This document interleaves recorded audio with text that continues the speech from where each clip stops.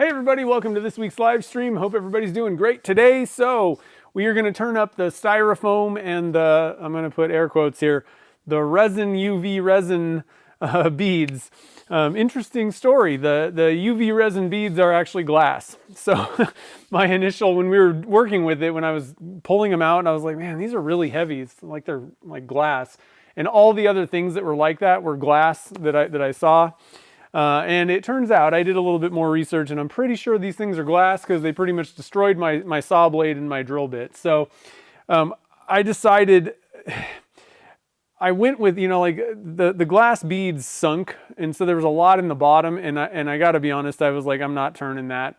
So I got rid of that part, and we're doing something in the middle. There are a few of these little glass bead things in the middle of this, but I was like, I ain't playing with that.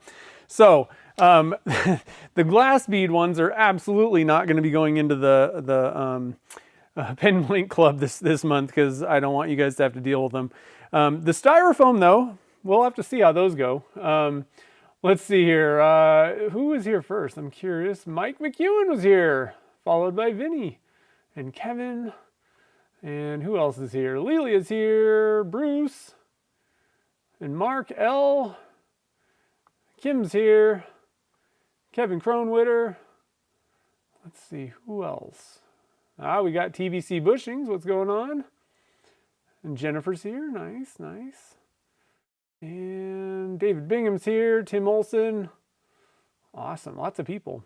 If I missed you, I apologize. I'm kind of scrolling quick here. So, yeah, glad. I mean, it's not that big of a deal, but like, it's just not fun. Like I said, I was using a saw blade to cut them. And I mean, this is a pretty quick, you know, you're just cutting the side. Like when I'm cutting bricks, you know, like the full bricks, that's a lot of cuts, and the saw blade has to go the length of, you know, like about a 1-inch thick brick 4 times per blank. So there's a lot of cuts going on when you're doing that.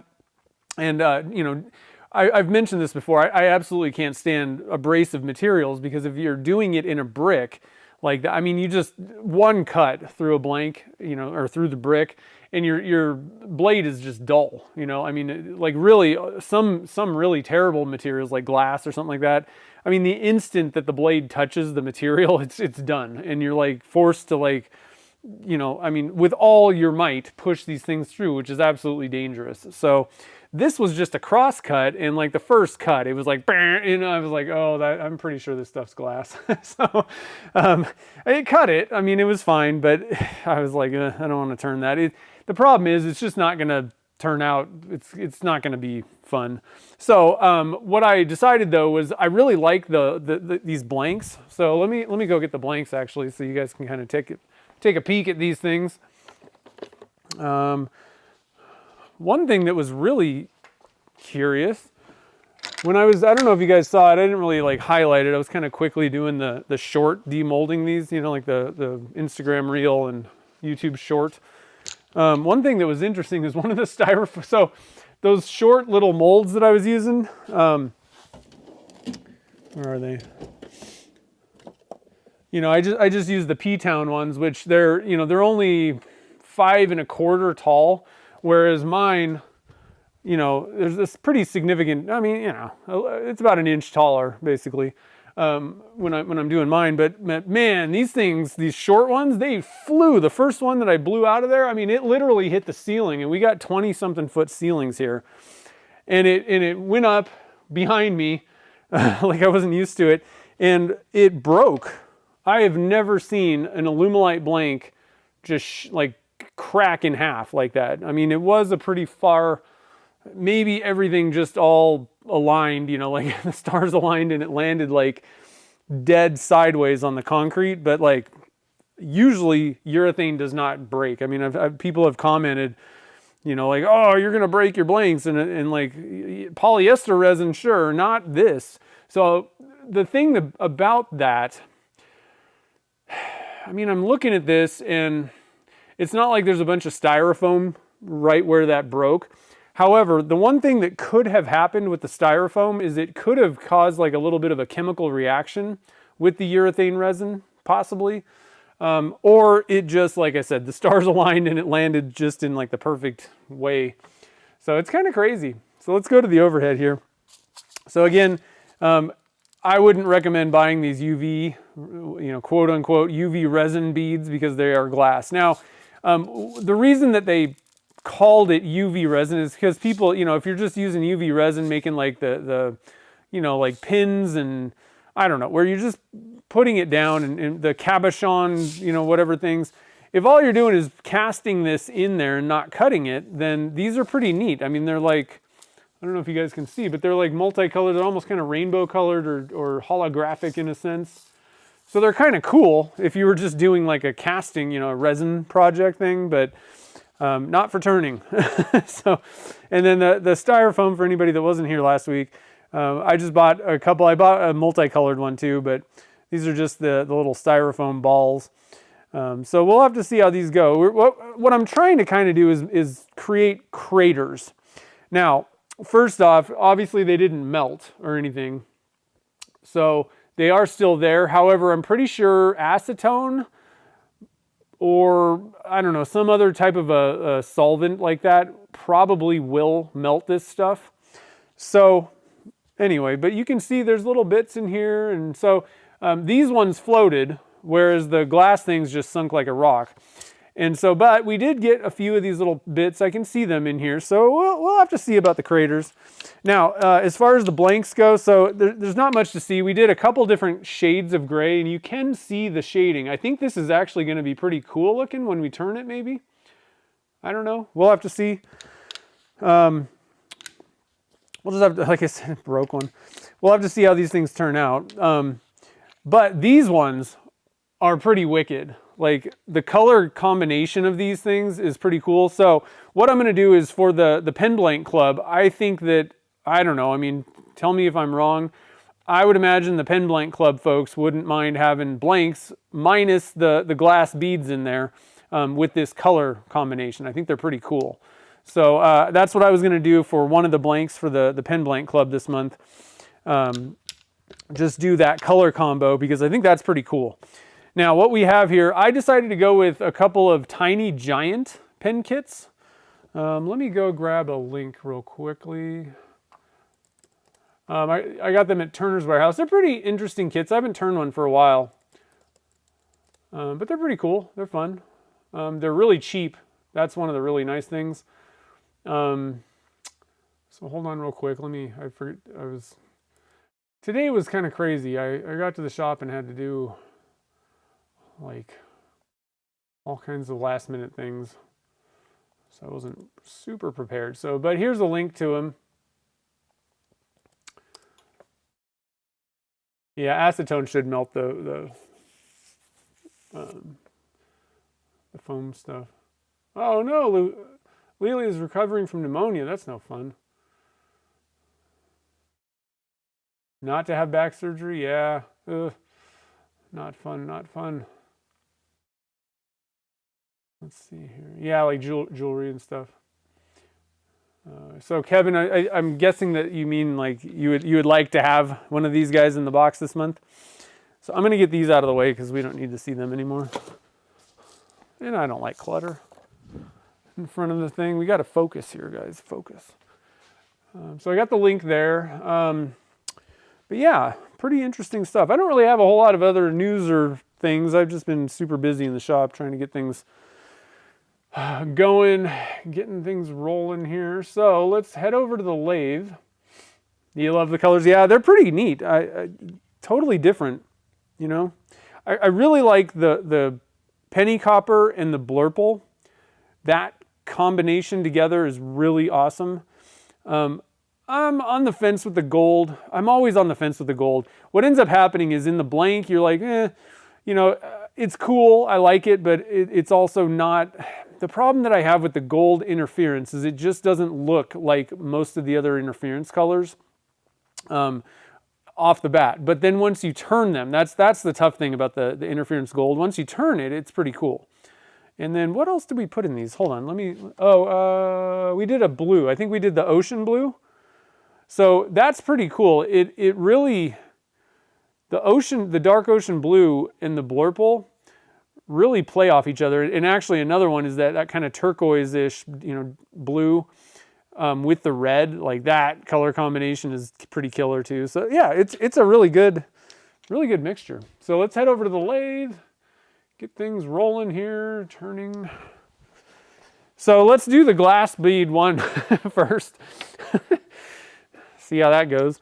Like I said, there's not that many in here, but there are a couple. I mean, I think there's one, I don't know if you can see that, but there's one right there that'll probably, the one thing about the glass beads is they may have the propensity to just rip out, which will give us craters.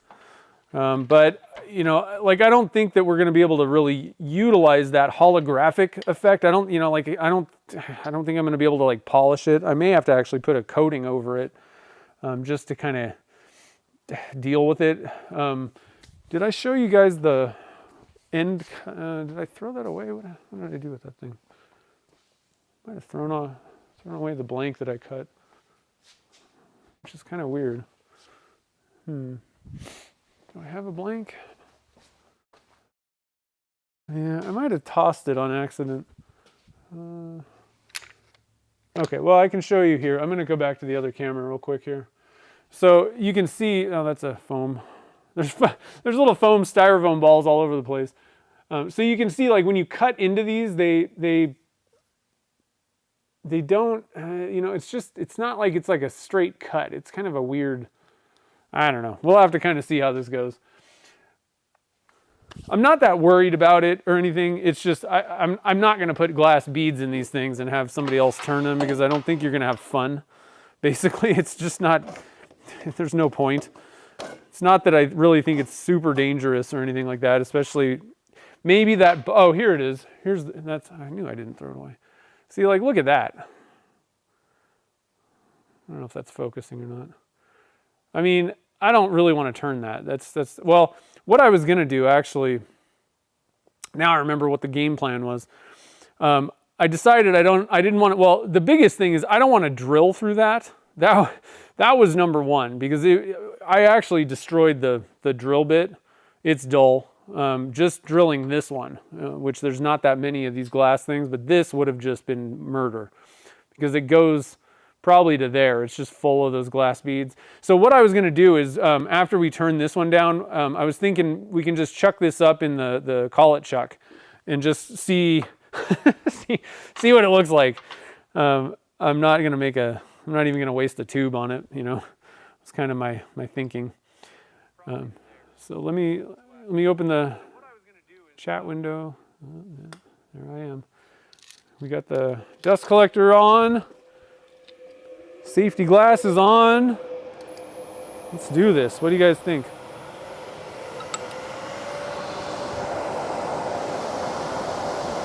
The face mask, I think we'll be all right.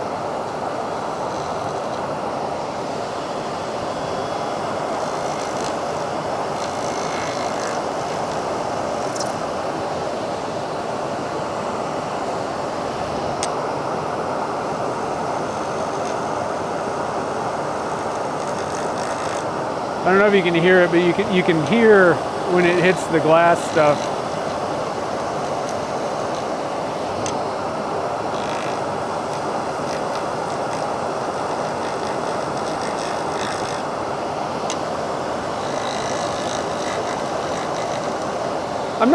I mean, I could put a face mask on, but I'm not particularly worried because I didn't have any issues cutting on the table saw. It's not like the blank blew up or anything like that, so, and I cut straight through like the meat of it.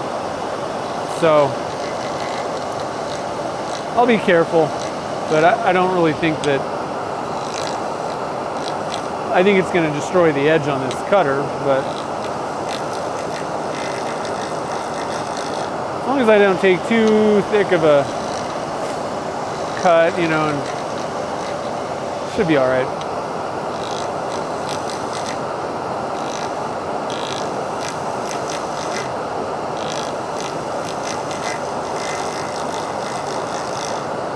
Sounds like we got a few pieces of glass in there though, which is interesting because, yeah, there are quite a few. Now, like I said, we're not really going to get craters.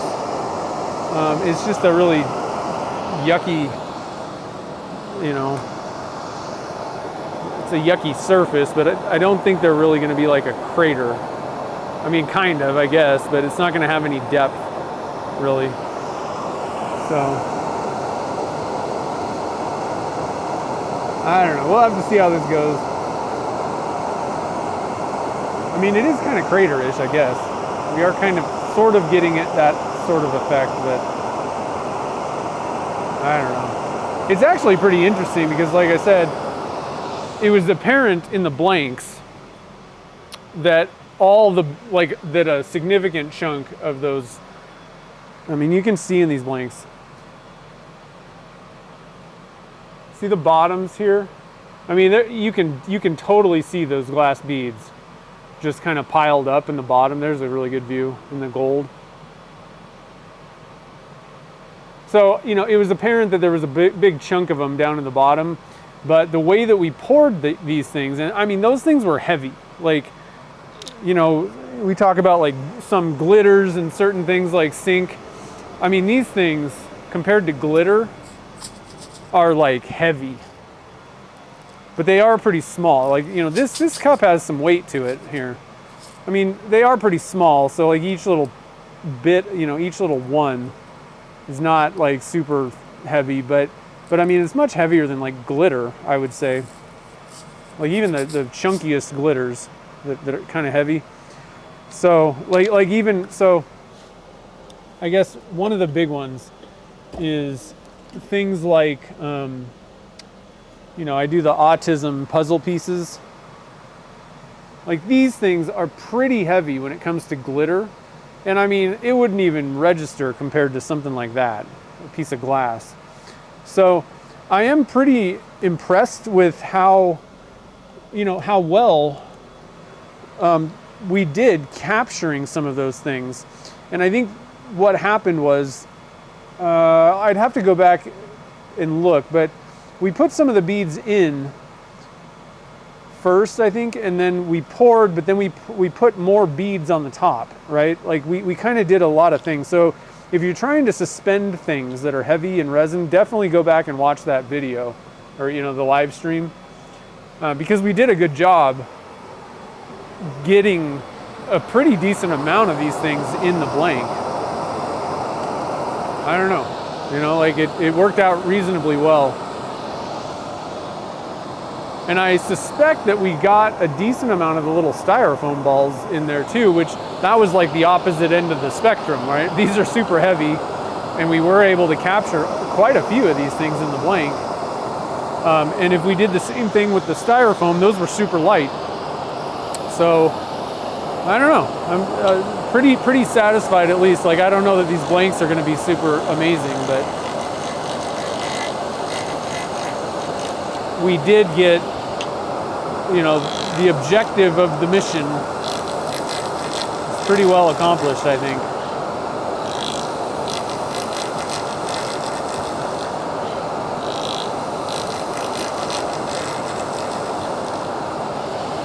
Now, this is one of those cases, you know, we're cutting glass in half or whatever.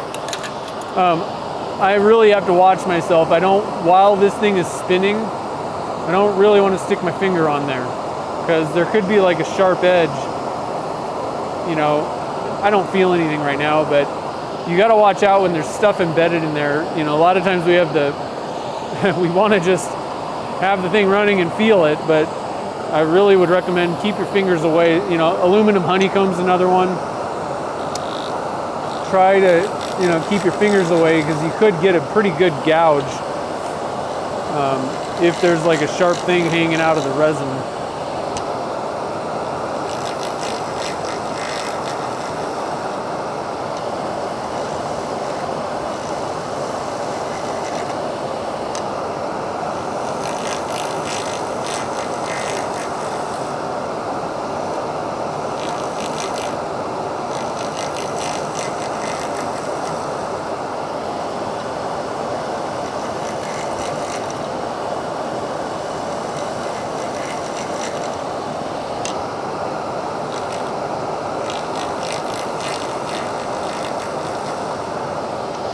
One thing to mention also that just kind of crossed my mind.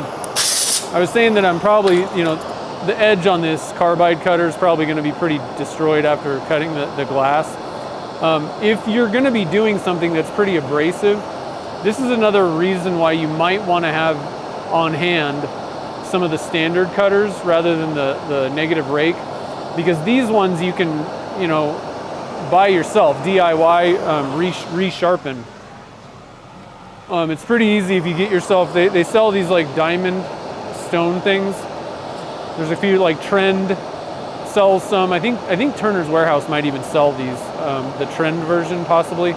These are a DMT brand. It doesn't really matter what brand, but all you do is you just take your cutter. I don't have one, but you would take the cutter off and you just lay it flat on that thing and just kind of move it around. And you can. It's not going to be the same factory edge, you know, like especially like Easy Wood tools. Their cutters are extremely well ground. It's got a really keen edge. So like the brand new ones are definitely better than resharpened. At least what I can get resharpening them. However, these are good enough, and you can resharpen a standard cutter many times. I don't know if you guys can see, but I resharpened this one. There's like the cut marks. This was an Easy Wood Tools cutter. So if you're going to be doing something that's going to destroy your cutter, you might want to pop in a standard cutter so that you can resharpen it afterwards. Breathing glass dust, yeah, probably not. I got a good dust collector though.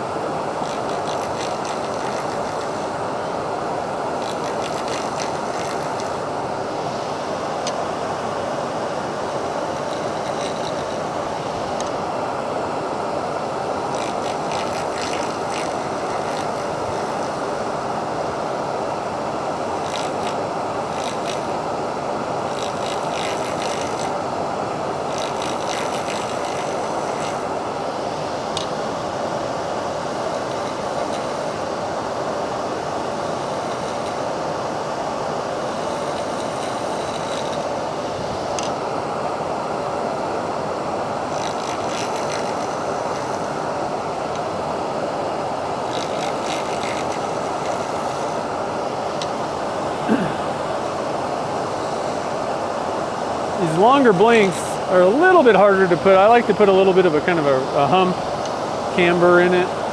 A little harder to nail that camber smoothly, but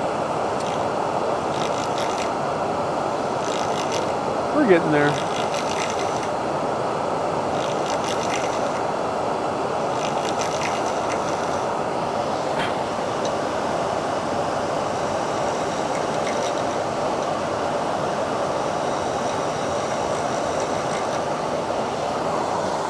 A lot of times it helps to really like take a step back and look at the profile just to make sure that you're kind of on track.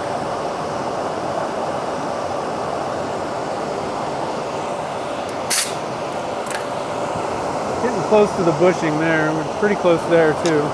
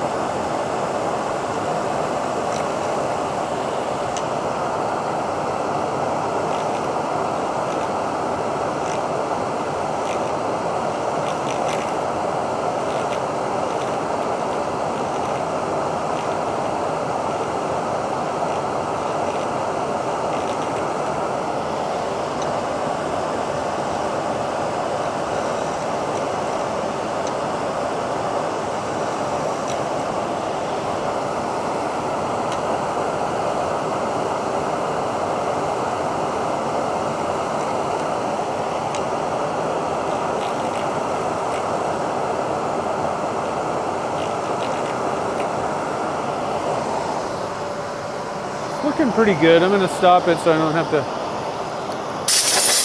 stick my finger on it while it's moving there. A little bit of a edge right there I got to take off. This side's pretty close, but it's got a little bit of a hump right there, like a little bit in. We have a few of these little crater things over here, a couple here. We got rid of a lot of them though. One of them did pull out completely. Kind of surprised. I mean, glass isn't usually very sticky, you know, in resin. It doesn't stick to resin very well, but these things stuck pretty good.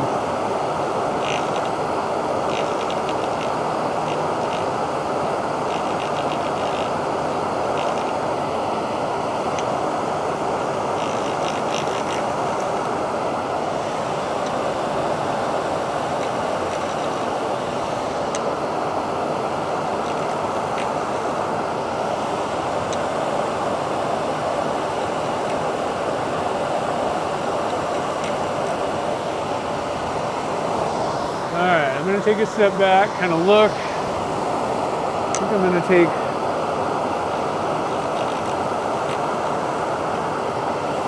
a couple more cuts here.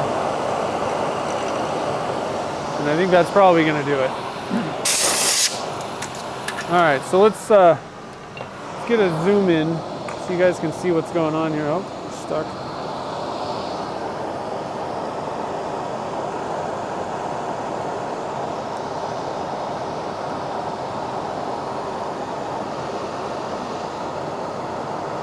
Definitely like the blank. Pretty wicked looking blank.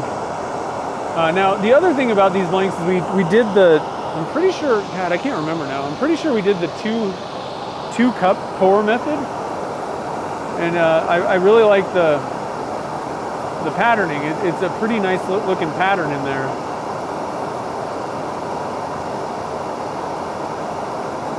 We got a couple of these little guys. I'm gonna grab like an ice pick type, I don't know, dental pick type thing. Just kind of see, I'm kind of surprised. Those things are pretty much like solid glass. It's not like there's like, it's not like it's a bubble of glass. It's like kind of solid. And we did get one little rip out right there. But I mean, I think that's the only one that actually pulled out of the resin completely. Very interesting. All right, let's do a little bit of sanding work here. And there aren't really, you know, I'm not feeling any like super sharp edges or anything like that. Shards of glass that are gonna rip my fingers off. It's pretty smooth actually. A little bit of, yeah, not bad. I don't know, guys. Disrupting the ribbons. Any idea how to fix a cracked resin blank? Yeah, you can't. So okay, yeah, good point, David. You can't sharpen the negative rate cutters, unfortunately. They're excellent though. You know, like that. And you know, the conspiracy theorists are like, oh, they just came out with those, so you can't. You have to buy new ones every time. But they do help so much with resins, especially like difficult resins and stuff. Obviously, I'm using a standard cutter. For pens, I don't really find that you typically need to have a negative rate cutter, and there's some advantages to using the standard ones, but I always have negatives. On larger blanks, I tend to, I just, that way I don't have to worry. If you don't get the tool, you know, pretty close to the middle, sometimes you can get some tear outs and stuff, and the negative rate cutters just eliminate the problem. You're just not going to get like a catch, quote unquote, or you know, where you like shred the thing, it like kind of cracks or whatever. That just is not really going to happen.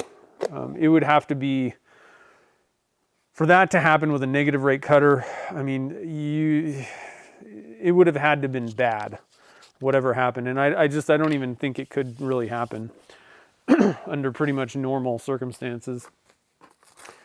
And then for hollowing, absolutely. I mean, I wouldn't even pull out a standard cutter. But like I said, it's nice to have both. And the beauty of it is, you know, you can have one tool handle and use whichever one you want for whatever purpose, you know, whatever kind of project or whatever you're turning. You don't have to like buy a whole new tool. That would make things, then I would be like, okay, it's a conspiracy. You know? So we're starting out with 600.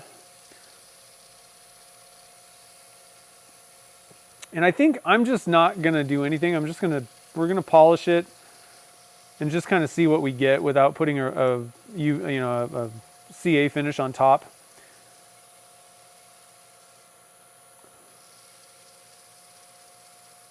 Just kind of curious to see what we get. So going back to the cracked blank, you know, like I don't know, the best thing to do. Yeah, it just kind of depends, but I mean, you know, you can just like, yeah, like CA glue or epoxy it back together. That's probably on the edge going to the center. Oh, so it's just a crack, it's not like broken in half. Yeah, CA glue. I would use the super thin from Starbond probably. Now, to hide it completely, I don't know if that's going to happen, but that should, you know, make it usable for sure. Yeah, the black CA might, it depend. I mean, I don't know.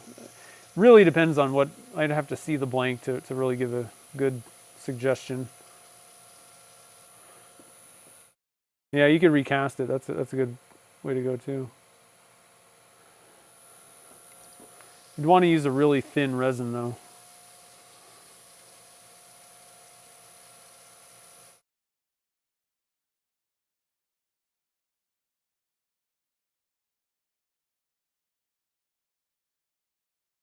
I'm going to give this a little extra with the 600.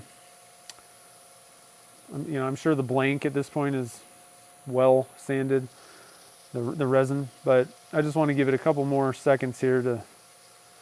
I don't know anything about sanding glass, so you might need to kind of have. You might need like diamond sanding to like actually sand glass. I don't know. We'll have to see how this looks. But I'm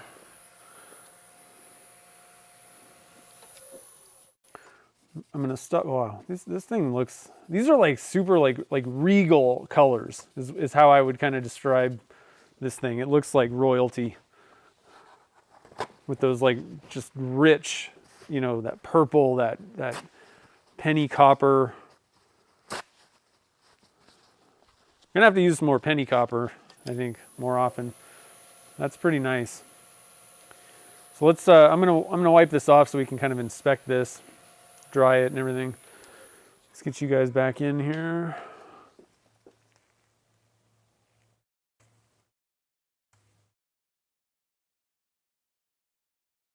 All right.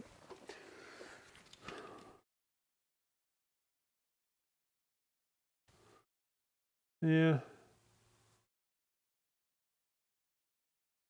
I mean, they're kind of just. Unfortunately, they kind of just look like air bubbles. I mean, they're kind of crater-ish looking, sort of, but I don't know. That's only after 600, so we'll have to see how things go. Like I said, I'd like to just try to polish it, see what happens with just, you know, the normal kind of standard methods without doing like a finish on top.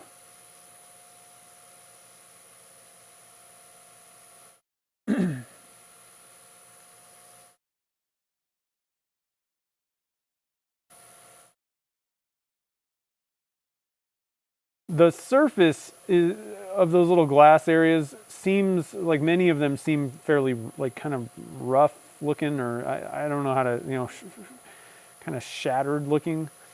So a CA finish may kind of smooth that out a little bit more and just make them more just like looking like transparent bubbles or something.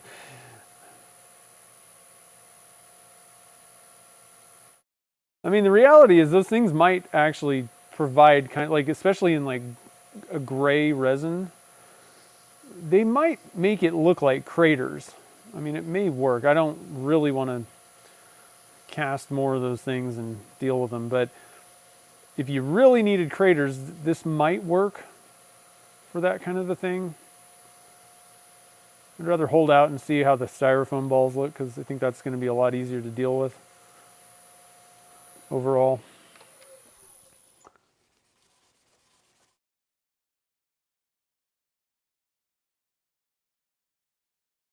All right, so we'll move on to the gray. Yeah, I had to take apart my tailstock and mess with it not too long ago. It was kind of the problem I have with this tailstock on this lathe. The hand wheel. What I need to do is get some Loctite. The set screw thing that holds the hand wheel on, which also reduces the play back and forth. That set screw always comes out. I'm sick of it. And I thought I had Loctite on hand, but I don't. I was trying to just see if there was. It's been a while since I took the whole thing apart. So I looked at it, almost lost the screw that I needed. Like you always lose the tiniest screw possible that holds everything together. Luckily I found it though.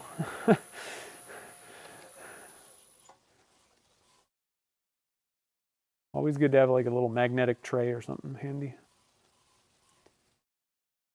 All right, so we'll move on to the magic juice. The juice is loose.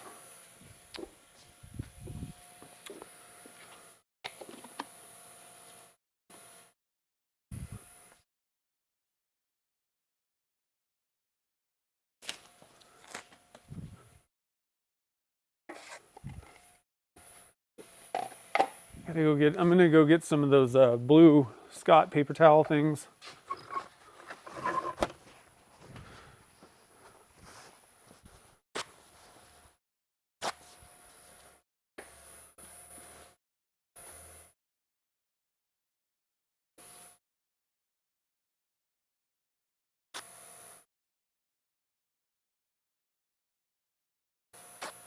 Nope.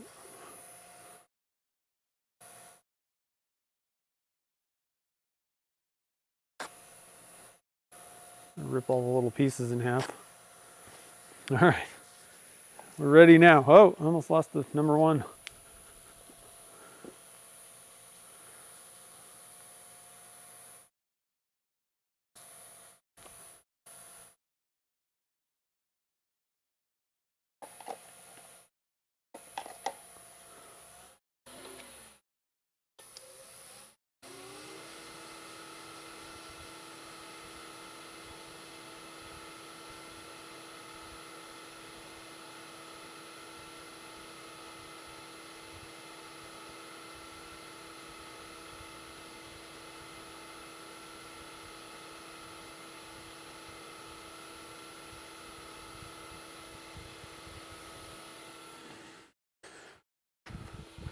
Even after just step one, like I gotta be honest, you could just stop after step one if you really were lazy.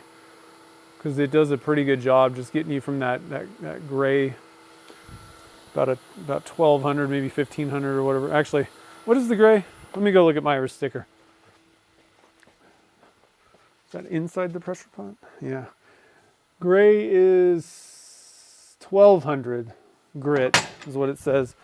So just going from that 1200 to the step one is magic in itself.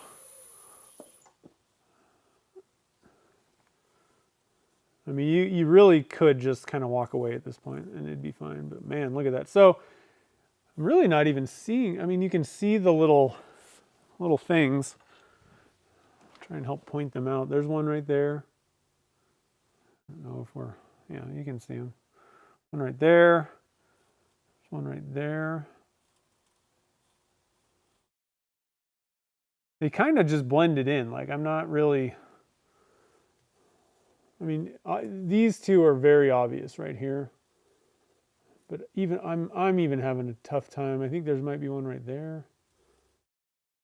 Maybe like right there. I mean, they're just really not not even showing up basically. So, I don't think I'd recommend putting glass beads in your resin blanks because it's not even doing anything. Maybe in the gray, you know, there's a lot of sparkly things going on here with the pearl. You know, maybe if you were just using like that flat kind of, you know, I don't know, flat is the word I would use, but you know, like just a gray pigment liquid. Whoa, throwing the number 2 around. Jeez. You know, just the liquid pigment type things. Maybe it would kind of stand out more. But I can't even see it really. If you weren't really looking for it, I don't think you'd even notice. It would just look like a weird pigment, you know, mica powder. Well, those two kind of do stick out, but it looks like we hit an air bubble, basically. And the rest of them just blended in, and you can't even see them.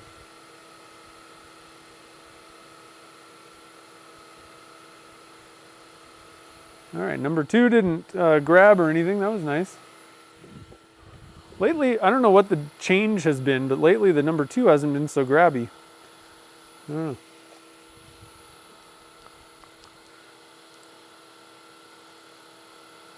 know. Yeah, they kind of do look like little moons in a galaxy. I mean, they're not terrible. Like I don't have a problem with it. And like I said, if you didn't know what we were doing, if I showed this to someone, I don't really think they'd be like, "What are these 2 things? This is terrible." They might just say, "Wow, that's an interesting feature," you know. But if you're going for craters, I don't know that. I'm not sure that that's really going to do much, and I really don't think it's worth messing with the the glass nature of it.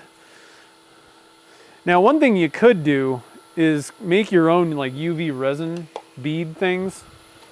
I think that sounds like a nightmare to me, but if you really wanted to, you could actually make UV resin bead thing, little droplets. Just drip little blobs all over a sheet of paper, or, you know, whatever. Maybe use something non-stick like on a silicone mat. You could maybe do something like that. I don't know if that would really. I don't know what that would look like. It'd probably be honestly pretty similar to this. You know, these actually kind of have a little bit of, they have that holographic effect going on. There's some sort of color coming out of it. And if you just did UV resin like on its own, I mean, I think it would just blend into everything else. Like, I don't even think you'd notice it. Dang, I need to get some more magic juice. Kind of at the bottom there.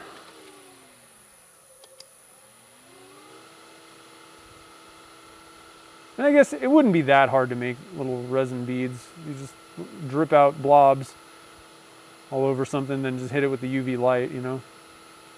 Cure it outside.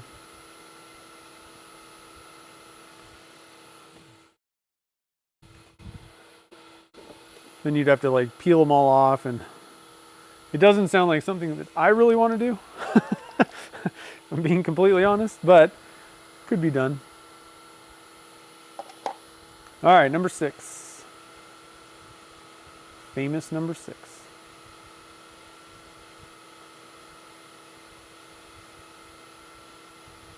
All right, here's the reveal.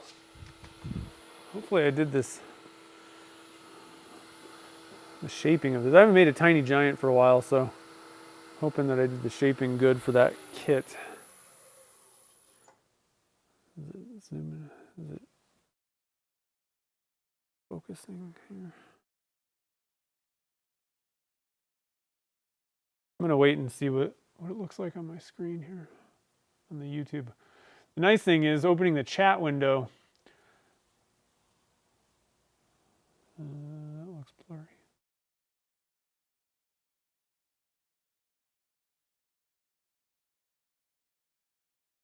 There we go. Okay.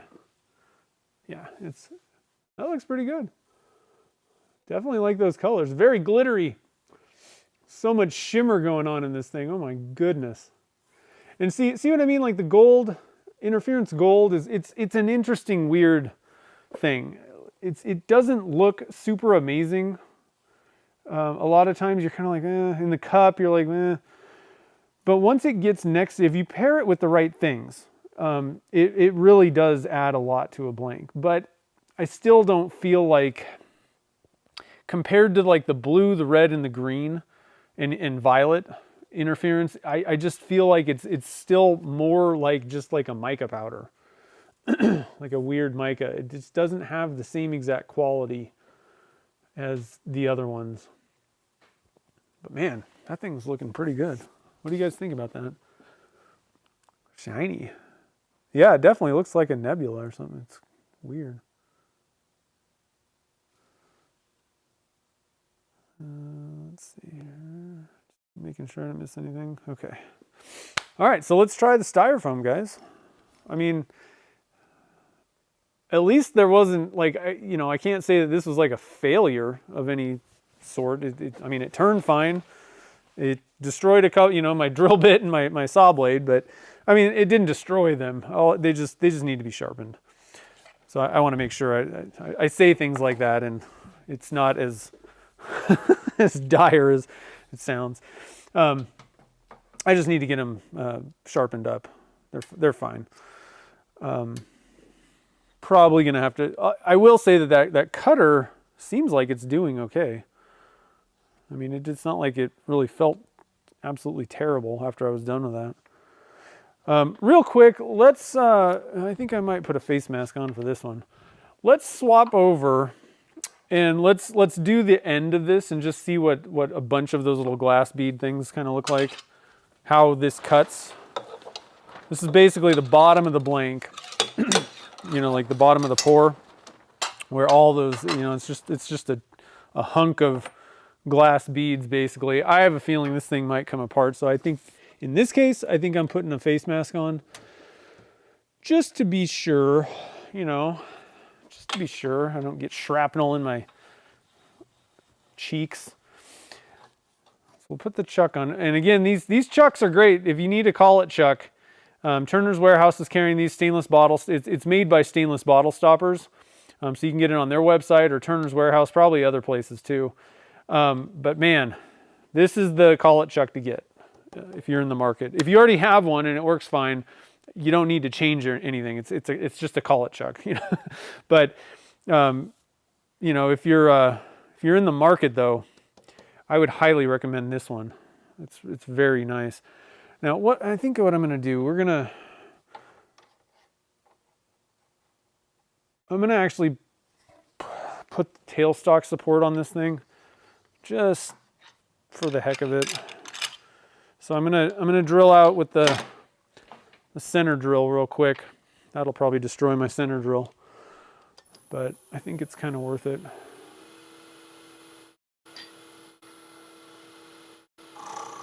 See what I mean? I'm going to lock down my tailstock a little bit more, bring it in closer.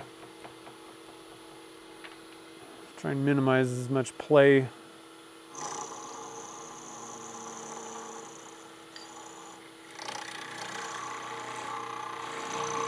That's crunchy, guys. That is crunchy.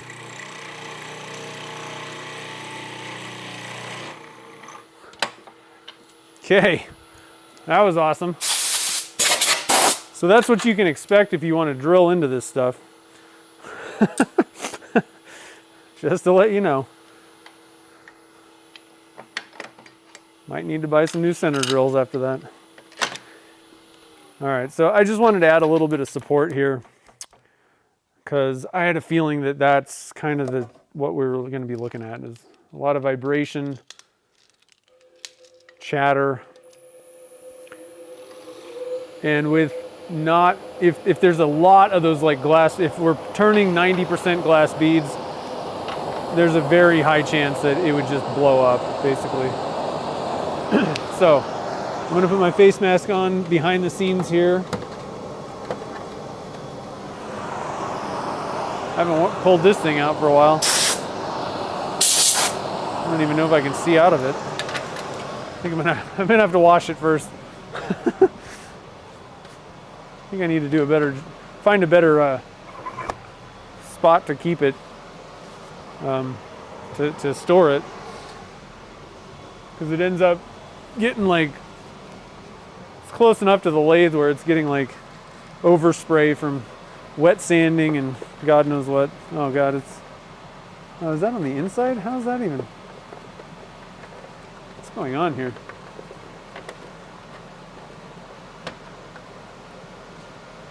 I think the reality is I just need to get a new visor thing, new plastic shield thing.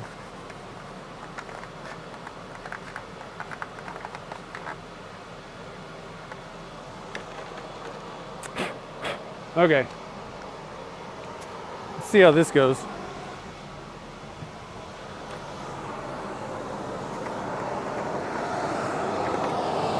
Yeah, it's kind of tough to see out of this thing.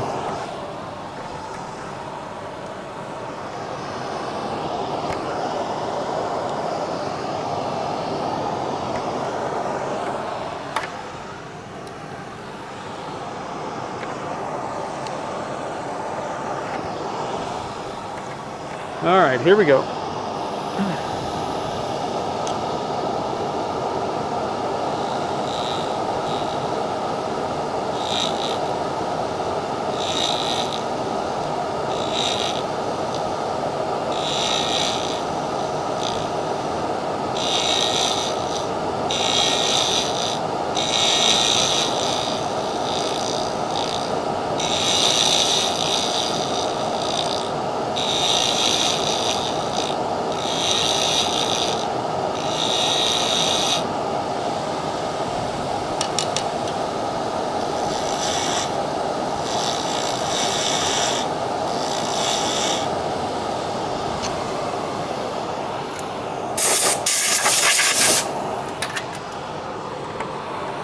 All right, I think that's enough to see what the surface looks like down there. Yeah, I'm gonna put this mask somewhere else.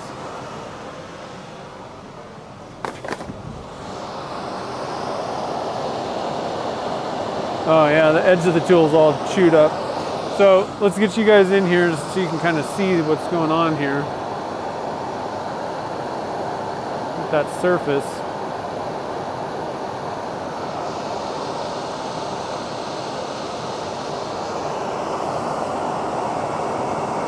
Definitely cratered.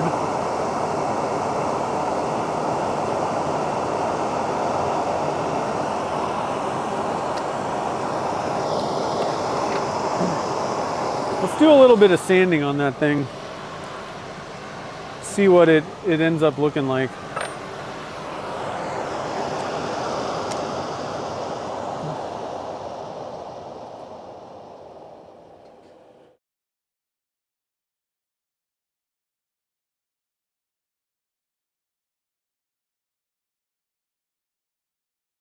Let's see, I'm missing, there's some, what are we talking about here?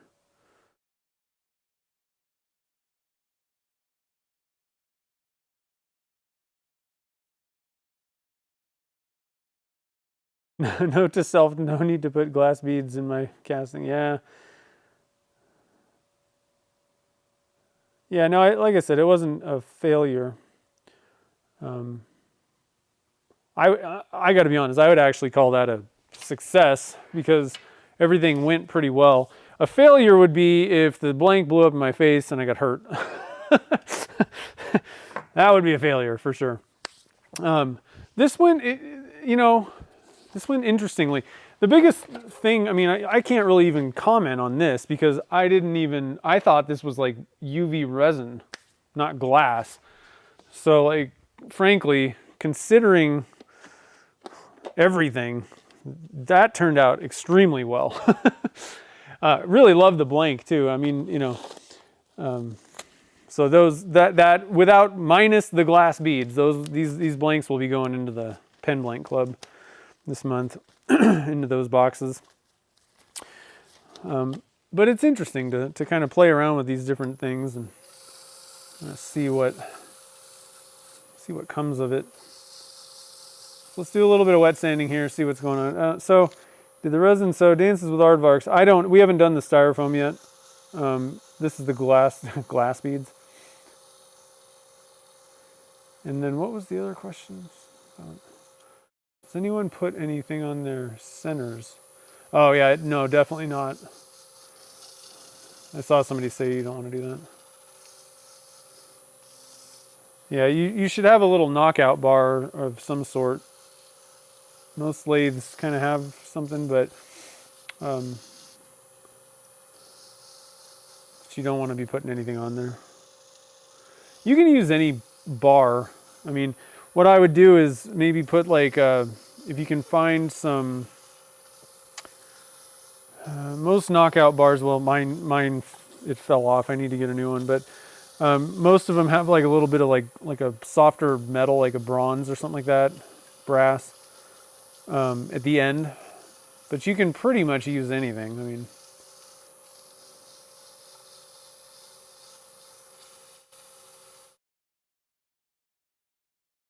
yeah. Hit an asteroid storm. Yeah, the biggest thing you want to do with your tapers is make sure they're clean all the time. Like you can get these little cleaning tool things. Oh shoot, sorry, I didn't realize this was so zoomed in.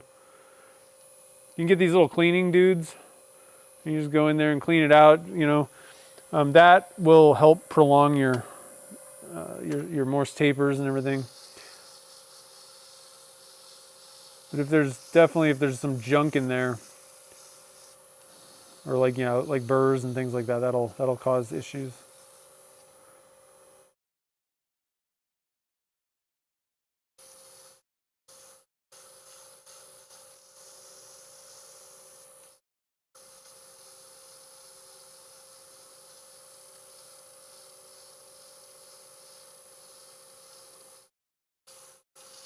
Yeah, that tube in would be a better way to go. I still think though they're probably, I don't know, they might still be too big and you still might cut into them. These aren't styrene, by the way. These are glass beads in what we're doing right now. Styrofoam is coming next. So this is starting to feel pretty smooth here.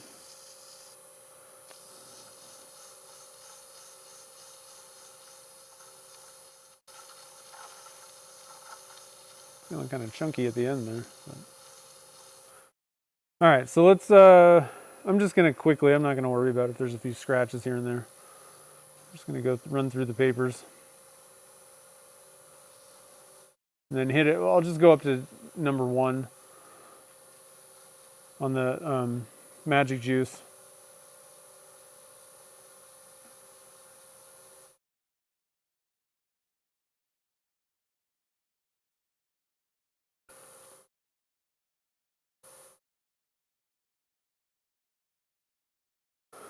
Kev's here, what's up? Oh no. You guys change, you have like a daylight savings too?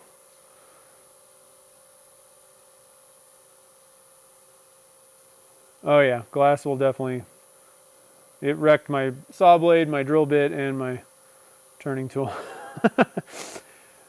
Again, I mean, it's not that big of a deal. It's not like I need to go buy a new whatever. They just need to be sharpened, but the carbide turning tools do pretty well. The problem with the saw blade, that's the worst. Well, and drill bits really, I guess. But the saw blade's kind of the worst because the minute, you know, you're dealing with, I just use like a normal, you know, 40 tooth combo blade. And the problem is the way that those work, you've got, the blade has like a very sharp tip. There's, you know, it kind of alternates where you have this sharp tip. And the problem is what's cutting the wood is that end point. And the minute that, and that point is very fragile, you know. So the minute that thing dulls, you're done. Like the saw blade's dull at that point. Even if like the rest of the tooth technically it hasn't completely dulled, but the minute that corner, that you know, ear, very sharp point on the blade dulls, you're done. And so, you know, if you're, that's why I always hated abrasive materials in bricks, because there's no way around it. Now, there's other ways to deal with stuff. They actually make blades that don't have the ears, that are made for like cutting solid surface materials. I've bought them, they work.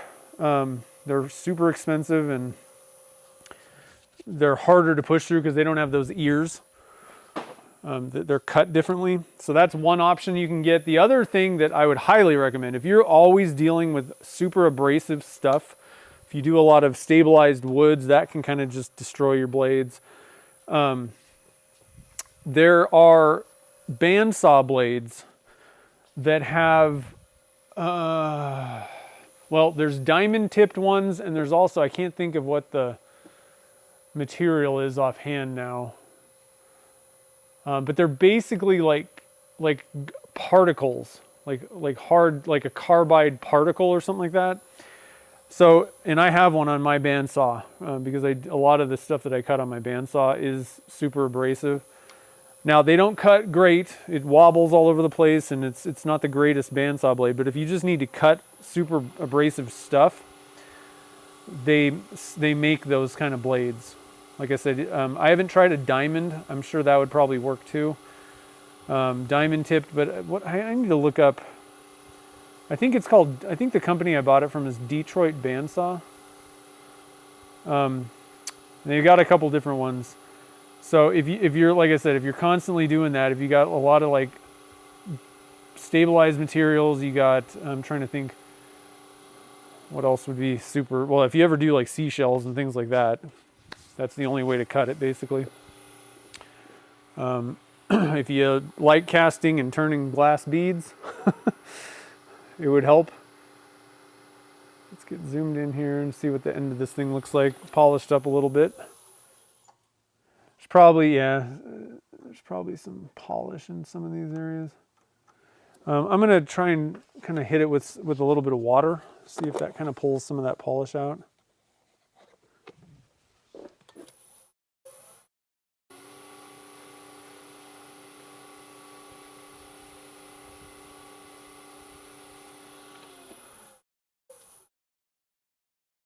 Not really. I mean, it's interesting. I'm going to put something either white or black behind it because it's kind of blending into the, kind of looks like the dust collection cone thing. Maybe that'll help. I think black would probably be better. Let's see if I have something black.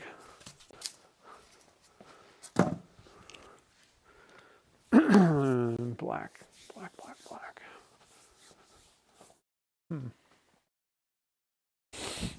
Maybe we can go with the little mini lathe buddy. Maybe that'll do enough. It kind of makes it blend in too. It's fuzzy. We need a black background. Just give me something. Here we go. I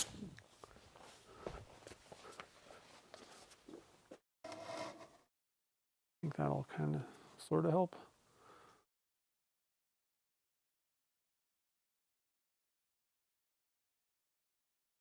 So, like, you know, it's interesting. Is this something that I really think would be worth dealing with turning and all that? No. It is weird and kind of unique. It's so shiny that it's actually hard to see. And get the...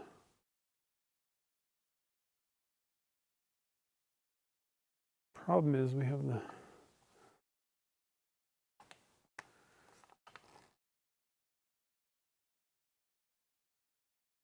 the reflection is making it really difficult. I guess the way to do this is just take it out of here.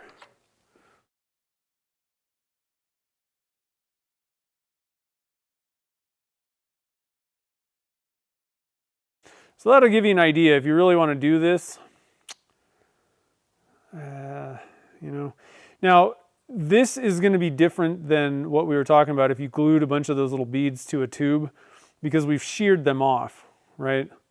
So this is not what that would look like. I think that would be pretty interesting if you wanted to try that, but I do think that you really run the risk, especially at the ends of the blank. They're big enough that I think you probably will still cut into them. Now you could be very particular because there are a bunch of different sizes. So if you only put the thinnest ones at the ends or just didn't put any on the ends, you could maybe get away with things. But, you know, you'd also have to have kind of transparent resin, you know, or something like you're not going to really be able to see the beads if you put a bunch of mica powder in there, right? So you could go with just clear, I guess. That may make them just disappear, kind of. I don't know. So it's kind of a tough one. I mean, even if you did it that way, I don't know. I don't know how amazing it would turn out. Be kind of a lot of work. So I want to go back and show for anybody that didn't see what these things are that we just turned. They're these little bead things. And they're a bunch of different little sizes and all this stuff. They have a little bit of this kind of holographic, or I don't know, there's color to it. But they are definitely glass beads. So not very fun to turn. Now the next blank that we're going to do though, that was the styrofoam, and they were just those little styrofoam kind of ball things. Did I switch? I did not switch cameras. I think I thought of that. Let's switch.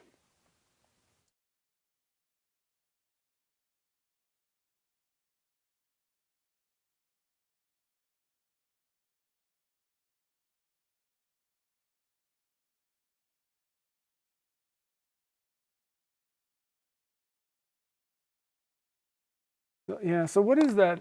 I think it's literally called Detroit bandsaw. Yeah. Bandsaw blades.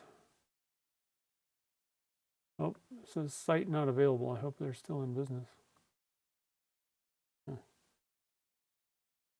Well, that might not be great.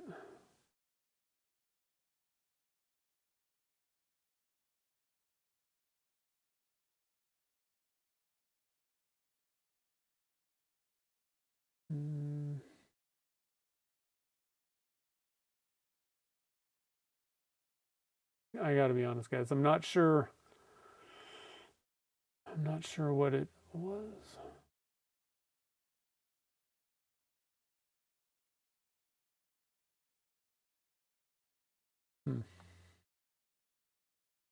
I can't, their website's not coming up, but that's what it was. It was DetroitBandsaw.com, I believe it. Hold on a minute.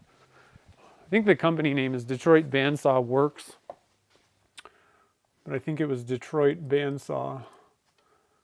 Yeah, DetroitBandsaw.com. So I don't know if they're like shut down or something like that. Their website certainly isn't working right now. But I got one. It was not super ridiculously expensive. I mean, it was like $100. Like, it's not a cheap blade. Okay, I mean, it's an expensive blade, but it's not much more than a carbide tipped resaw blade, or, you know, it's not like ridiculously expensive to the point where like nobody on the planet would order one.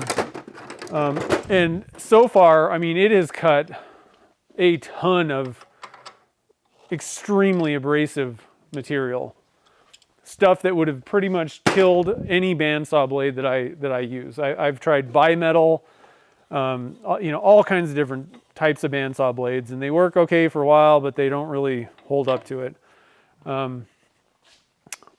And the thing is, I don't really want a metal cutting bandsaw blade because most of the thing is plastic. So finally went with that, and I mean, I don't know how much I could, like, material it would. I don't know if it's ever going to dull. Basically, is what I'm saying. So for $100, I mean, I could, you know, that's like maybe 5 or 10. I don't know how much like the cheap bandsaw blades cost now. What is that, like 5 or 10 bandsaw blades? I easily would have gone through that many bandsaw blades in the time that it's taken you know, up till this point for the amount of stuff I've cut with that blade. So if you do that stuff, that's something to think about. Let's see here, what are we doing? I lost the blank. Okay, so now we're doing the styrofoam, and we cast this. So, you know, a few weeks ago I was trying to make a blank that looked like the, you know, the moon, Saturn's moon in Enceladus. And so I was like, oh, it'd be cool if we could do craters somehow in there. Now, you know, you can just take like a die grinder thing, cut holes in your blank, you know, but it'd be nice if you could just not have to do all that handwork. So we tried styrofoam balls, and what I'm thinking is, it looks like, so one thing before we cast it, I'm like, it could melt it, you know, just casting it in the resin, the heat and all that. That doesn't appear to be true. That did not happen. All right. Do I have samples? I can show you the ends, maybe. Yeah. So here's an end of one. Hopefully that's in view. I can't tell if it's picking it up or not. Pretty bright. There. So we got a bunch of styrofoam balls. I did, some of them are little multicolored things, and most of them are white though. So they're still intact, obviously. But I think that we probably can melt them with acetone.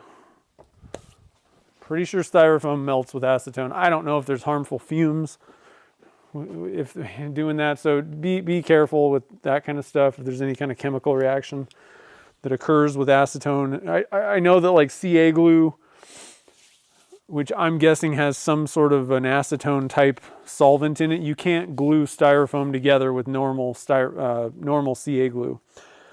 So acetone should melt this stuff away. But it'll be kind of interesting to see how this turns out. I don't know.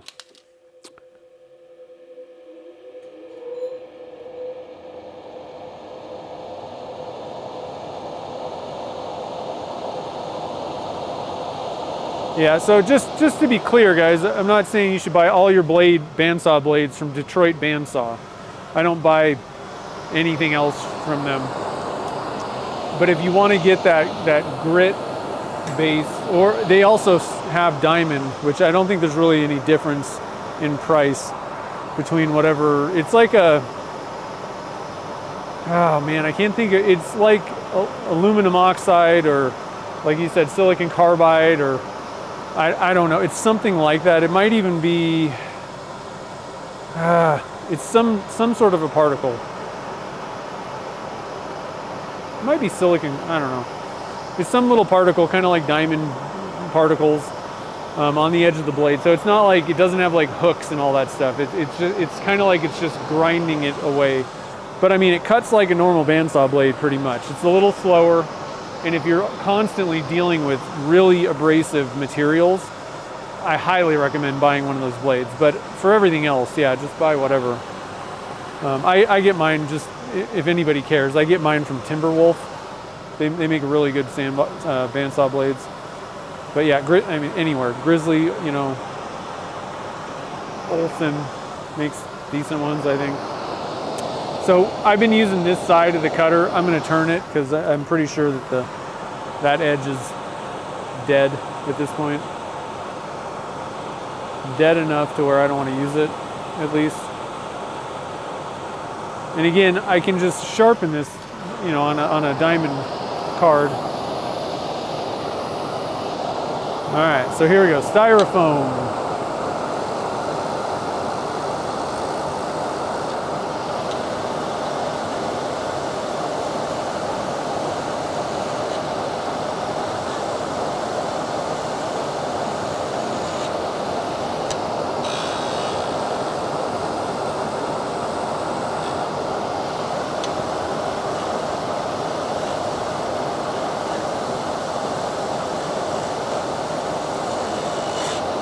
The interesting thing is it almost seems like, I think Brian mentioned, did it turn it to styrene?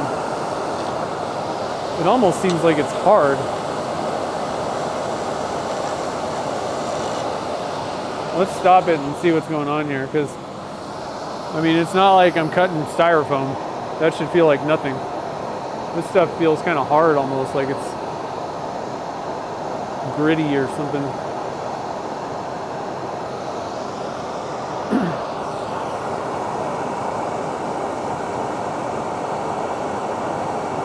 Interesting.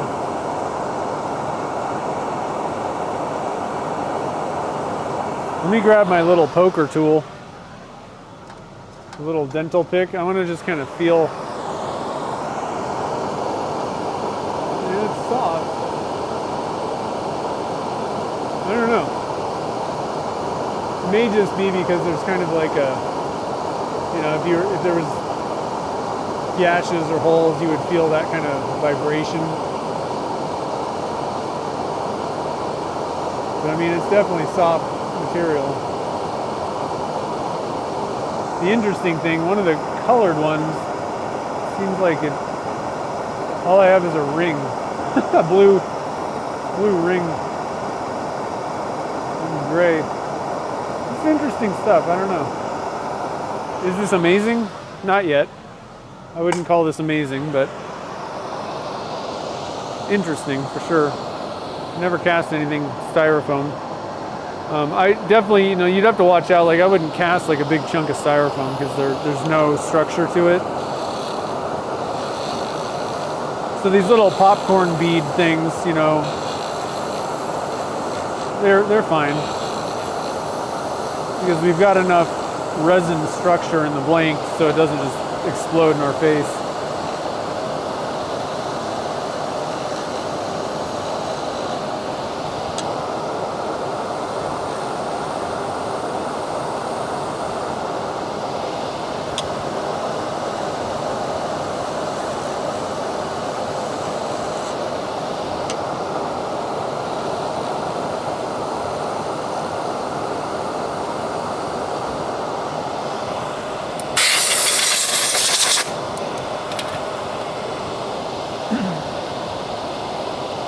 Yeah, I don't know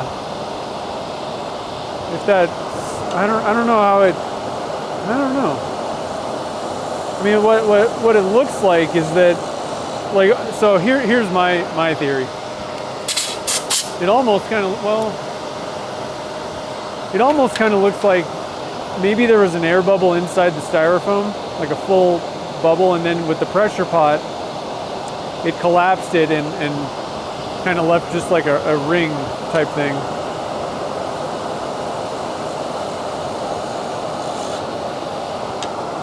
I don't know.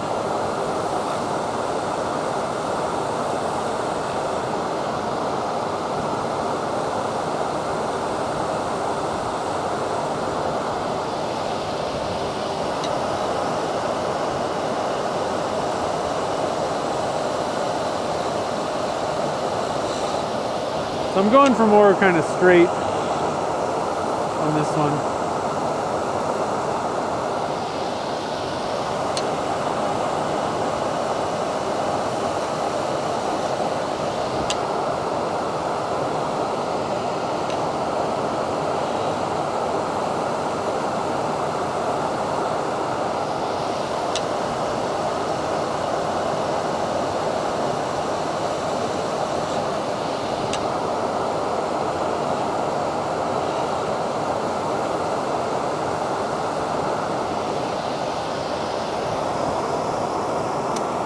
Okay, so we're pretty close to the ends. Not a lot left in here. I mean, this is, maybe I should have gone with a bigger kit for this. We just have a few little bits of styrofoam on the end. So that was kind of not very exciting.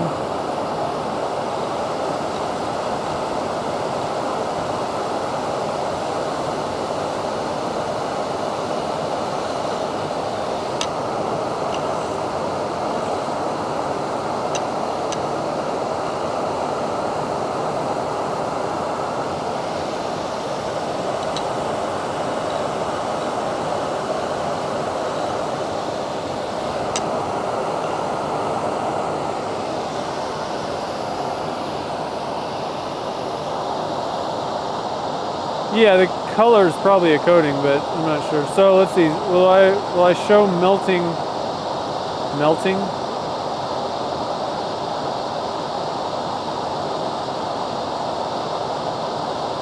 Oh, acetone turns it to styrene.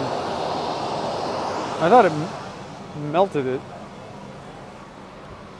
I mean, we can do a quick experiment right now. See what actually happens. So let's pull out our styrofoam balls. I'm going to get rid of these glass things.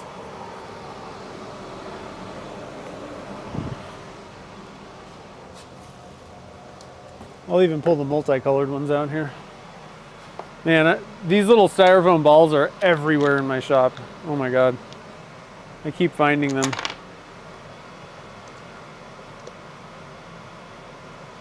So let's see here. What can I put this in? We'll just put it in one of these little cups.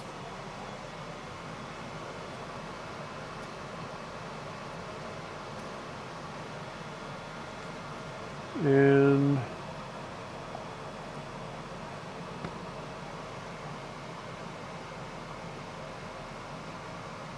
yeah, pretty much melted it. I don't know if you guys can see that.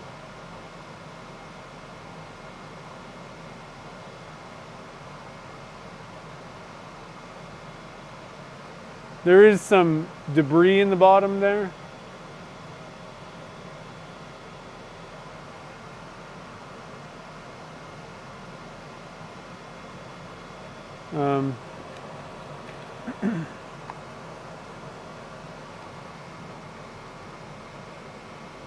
So it did leave a little bit of debris,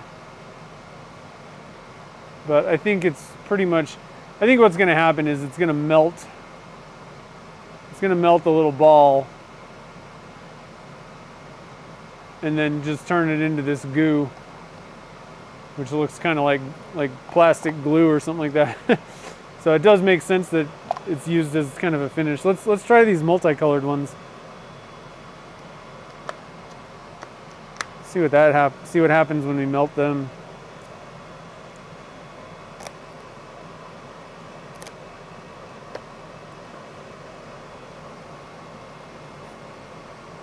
If we get like dye.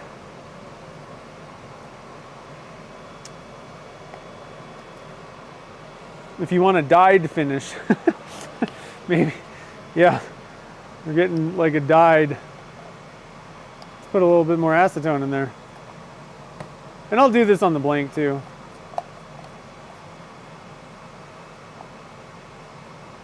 We're getting like a dyed chunk of plastic.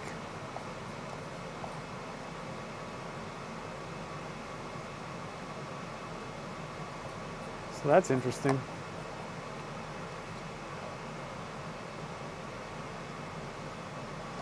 All right, so there's the experiment. Now I got these little balls all over the place. I need to get my shop vac out, clean up my styrofoam. So I'm gonna do that on the end of here. I mean, it's gonna just leave it empty, but whatever. So I think we're actually, I'm gonna take one. Oh, I didn't switch cameras again. At least I remembered that I didn't switch the cameras this time. So let's see here. Did you guys see anything?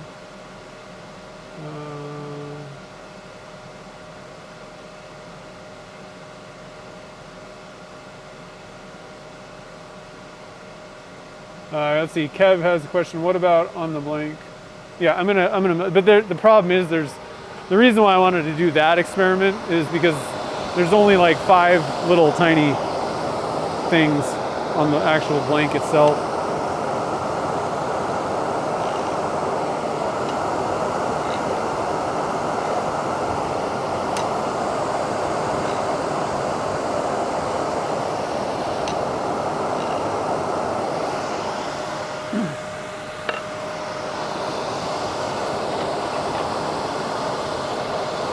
So that's kind of a bummer, you know.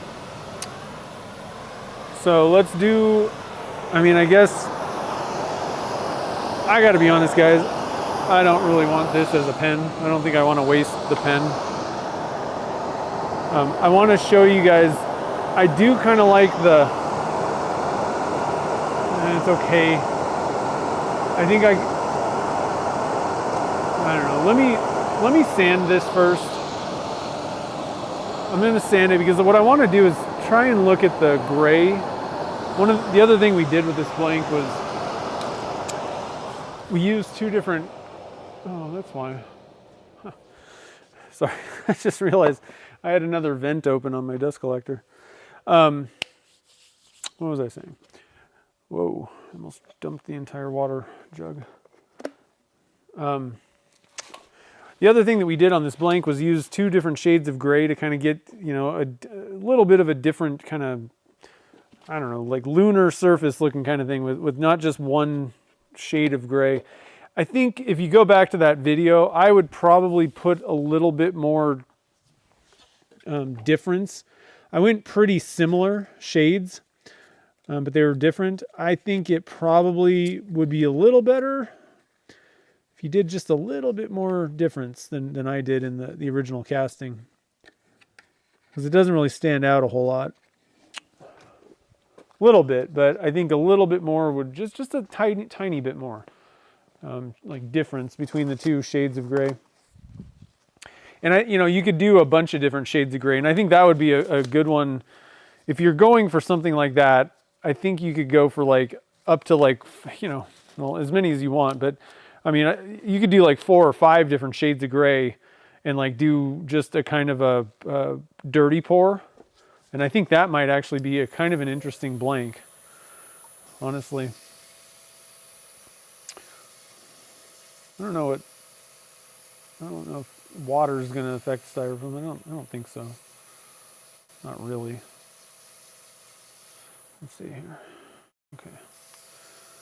So we'll sand this up first, kind of polish it a little bit, and then we'll hit it with the acetone. But like I said, I don't think I even want to waste a pen blank or a pen kit on this, because meh.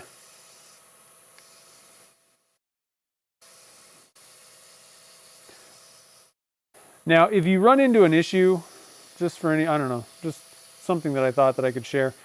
If you're like, I really don't like this blank, I don't want to even make a pen out of it, and you want to save the tube, you could just dunk the entire blank, tube and blank in some acetone, leave it there for a few days, and you should be able to just slide the blank off, hopefully, especially if you use CA glue for gluing it. Even if you used epoxy, though, it should soften it up and you should be able to get the blank off. Worst case scenario, though, you can just turn the material off the tube and keep that tube if you want. I don't know, just something. If you're like, yeah, I don't want to mess with that, and you don't have like another tube, or you can just, you don't have to throw the entire tube and blank away. You can just do one of those two things.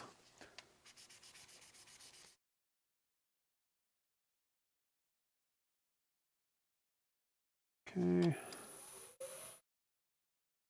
We'll go to some green.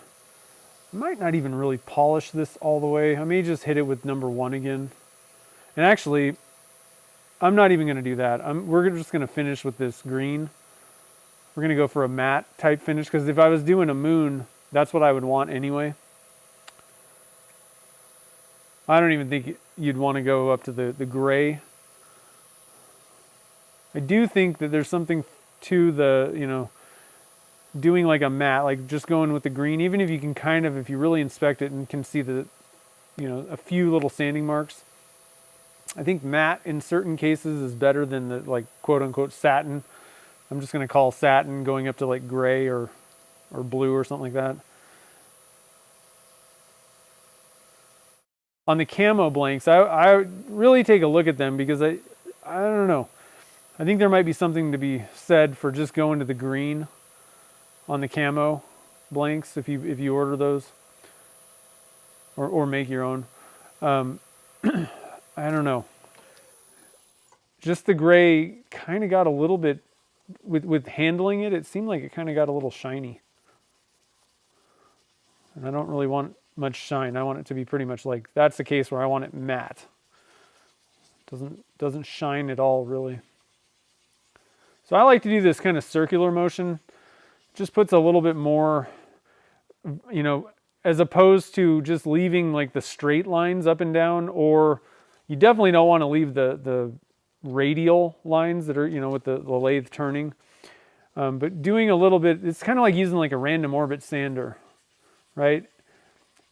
The patterns are a lot more randomized, and so your eyes just can't really pick up the scratch patterns. Because, you know, if you put a magnifying glass, you know, put this under a magnifying glass, you're going to see scratches. That we're leaving scratches in the blank. So the more random you can make it, the less your eyes are actually even going to see any scratch, you know, patterns. So that's why I do this. Is it necessary? I don't know. You'll have to try it for yourself. Theoretically, it should be a little bit better. It does look, even in practice, I like the looks of doing it that way better. I've always liked that if I'm just doing, you know, not fully polishing, something like that. All right, so let's see what we get here. If I don't really want any of that, whatever we're creating, getting on my nice lathe buddy. So let's see if we can make this kind of work here. Bear with me, I'm gonna try to get this camera a little bit better situated to kind of see what's going on. I don't know how well this is gonna really show up. But so, I don't know. There's a little bit of variation between the two grays, and I don't know if you guys can see right there. You can see a little bit. Let's see, is it on the camera? Can't tell if the camera's picking it up or not. I'm gonna turn that down. So like right over here, but it's really not enough. Oh, my glove was wet. It's really not enough to really distinguish between the two. It doesn't really show up very well. I don't know if you guys can see that or not. I mean, obviously, you can't even see it on a camera. I think you need more variation between the grays. So let's pull out a little bit of acetone. I think I'm going to put a piece of cardboard on my lathe bedways. I'll find one first. Ouch. Okay. There. Got that thing covered. So let's see here. So there's the camera around just a little bit closer maybe.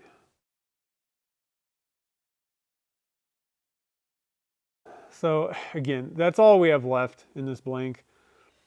But let's give it a shot and see what happens. I got to take these. Yeah. I don't know. Okay.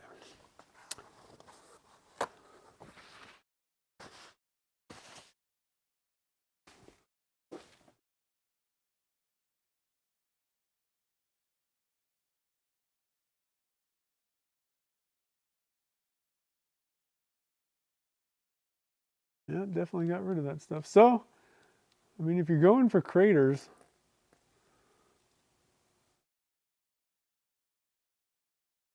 I wouldn't use the colored stuff. Now, one thing that so I glued this tube on with CA glue. So dousing this in acetone is not a great idea. So if you're going to do this, I would highly recommend using epoxy to glue your tube on first. Don't use CA glue because the CA glue will, or the acetone will dissolve CA glue too. But it definitely did what we were trying to do. I mean, especially down here. Now, if we can get enough styrofoam in this whole thing, we would get craters. And the other interesting thing about this is, if you could get the blank, if you could get a good amount of styrofoam throughout the entire blank, I mean, you can go through and polish and do the whole thing. Polish up the resin and then just come back at the end. And that's kind of what I was thinking is with Styrofoam, you maybe can get just like where you don't have to sit there and, you know, hog out little holes and do all this stuff. And this is going to be kind of a smooth hole. And it's just you're collapsing that Styrofoam. So, I mean, in theory, Styrofoam could do exactly what I was trying to do with the cratering effect. The problem is, I don't know if you can really get them.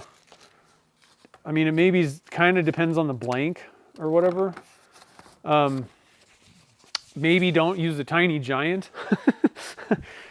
to do this, but if you could get it fairly evenly spaced, you know, one thing I want to do, it's just kind of a shame that I went with the tiny giant, because what I'm considering is that if you had like, if we did like a cigar or pen kit, I don't know that this would have been, I think it might have worked. So let's pull out one of the other blanks, because there was a lot of Styrofoam junk like throughout the blanks.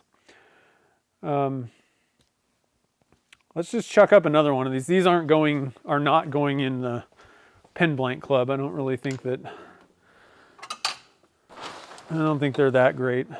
So we'll just use one of these guys. Chuck it up in the collet chuck, turn it down a little bit and do it again.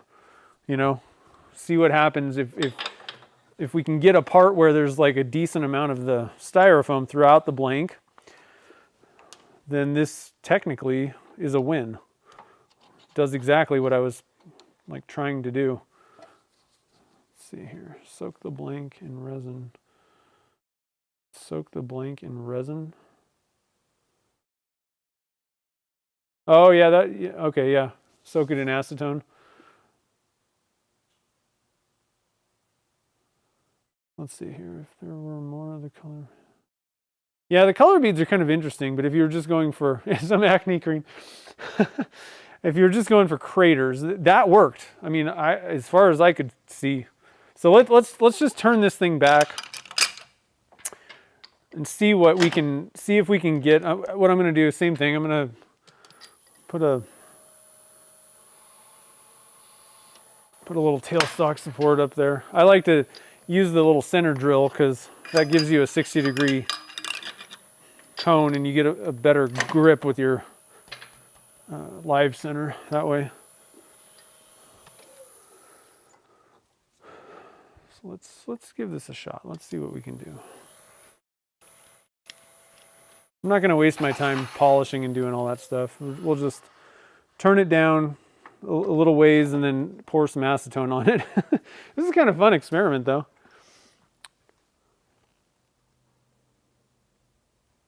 Okay. With the dust collector.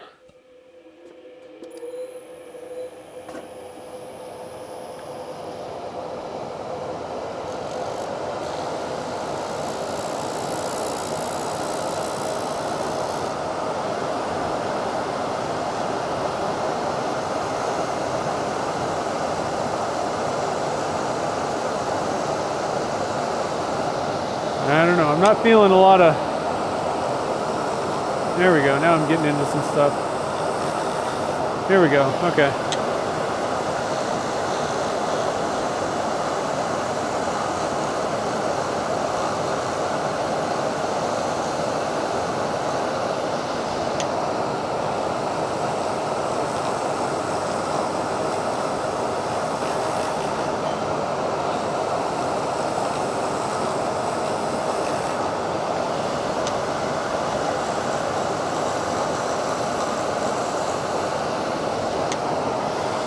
Let's stop it and see what it looks like. Okay, that's much better. I wish there was a little bit more, but now let's hit this a little bit of acetone and see what that ends up looking like.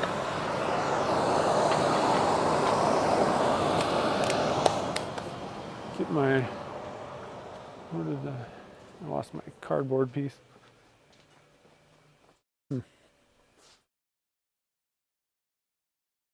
I really put it all the way back? Huh. Okay. Get the cardboard back out. Cover the ways up a little bit. I don't know. It's not like I saw a whole lot happen there. So let's get you guys in. Hopefully get a good view of this thing. I think I'm going to have to come down.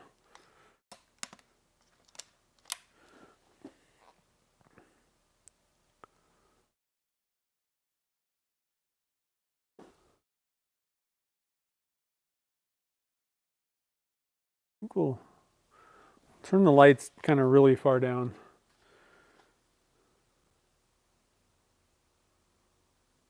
Yeah, it's totally blah. That's why I was like, yeah, I'm not making a pen out of this. The other one was even worse. I mean, there really wasn't even any craters or anything. So, I mean, it's making craters. Is it enough for like a moon look? I don't know. Again, that's the issue.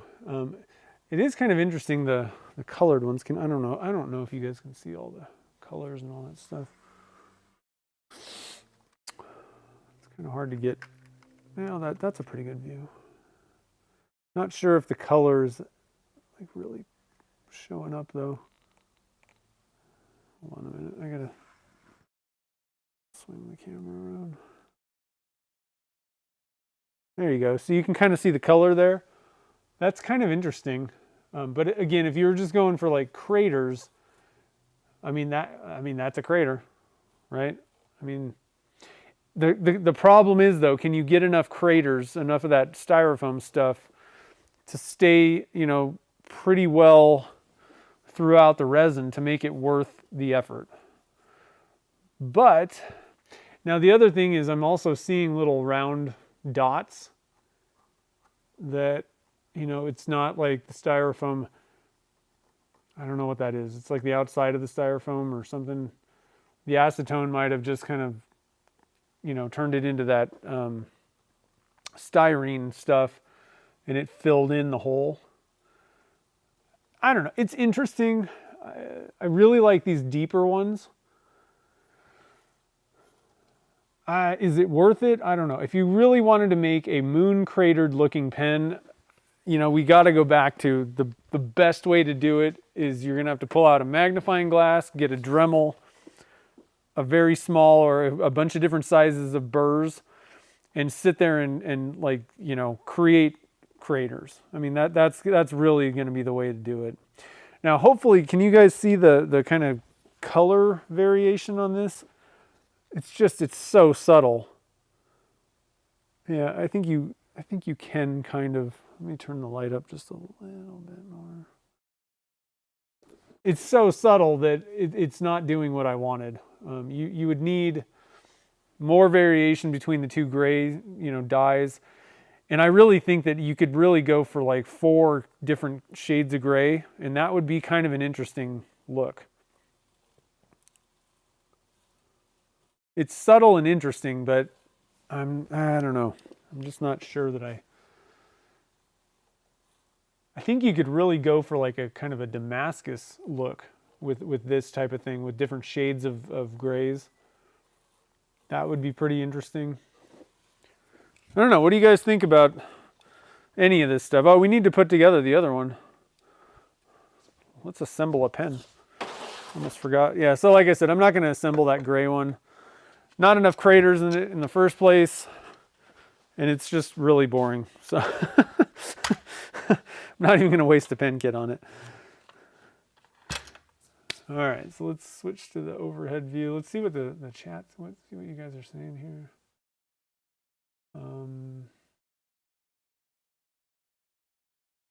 Yeah, it was really tough. I think, you know, you could use a super thick resin that's, you know, like many of the epoxies, Amazing Clearcast or Amazing Clearcast Plus, one of those 2 variants, might make it a lot easier because it is super thick resin.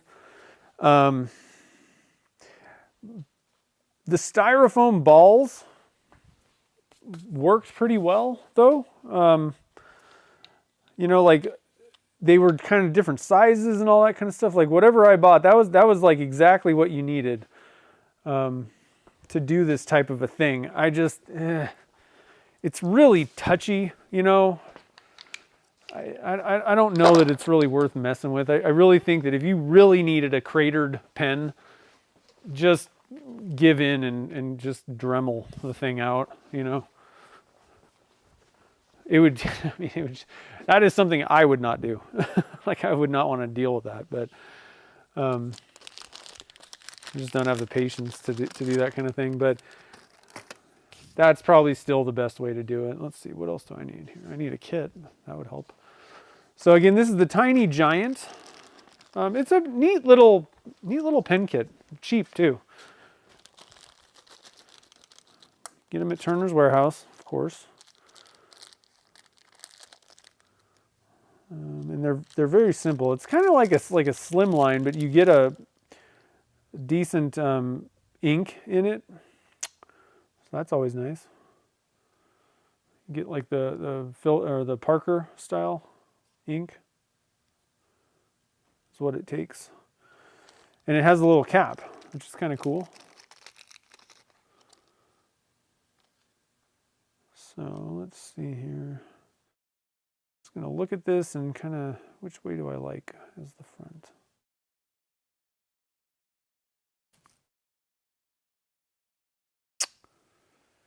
I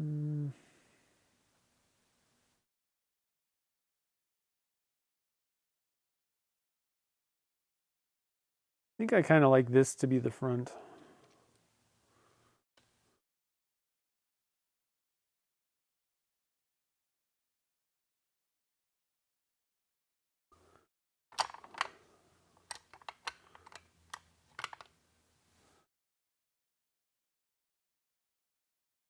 Zoom you in.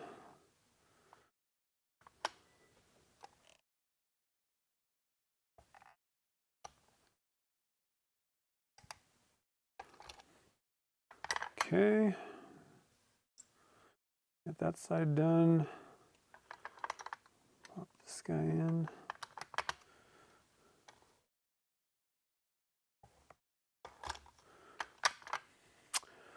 And then the way that this works, you just unscrew the whatever tip, pop your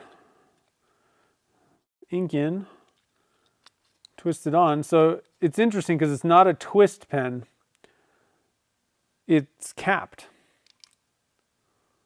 I think it'll post. Not really.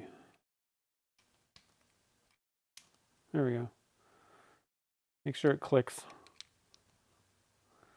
And then you can post it on the back.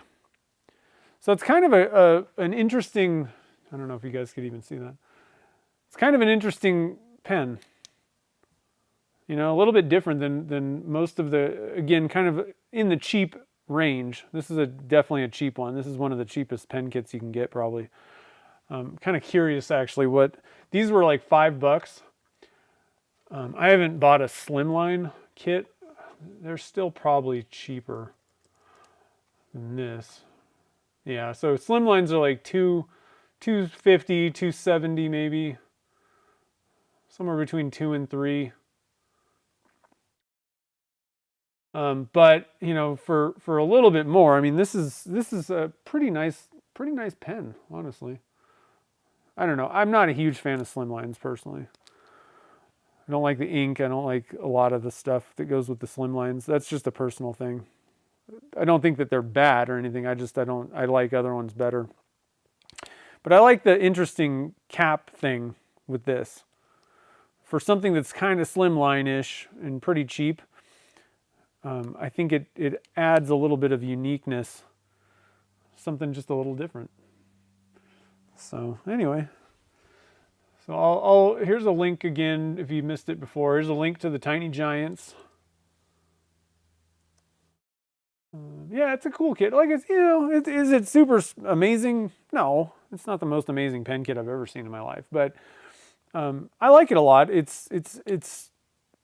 I like, you know, I like how thin this is. Like this is something that you just pop into your pocket. you know, I don't know. It just seems like that kind of easy to carry, you know, emergency pen kind of thing. It's not something that you're going to pull out to like wow all your friends, but it's just something that's, you know, kind of nice. Got it on hand. The slim factor, form factor of it. I don't know. And again, here's the other one. Like I said, I don't want to make a pen out of this. It's just meh. Looks terrible. So we'll save that one for another day.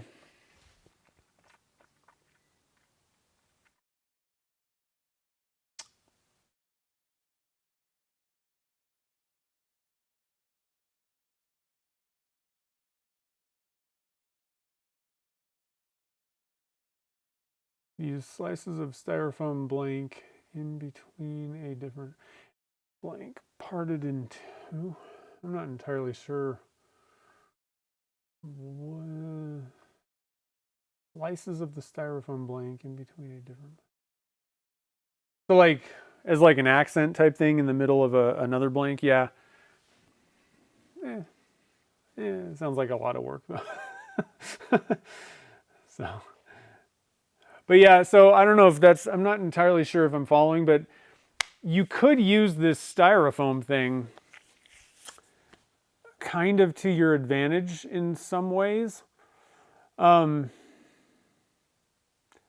mean, it could do some interesting stuff with casting. I mean, considering it should keep two different types of resin. Maybe this is what you were talking about.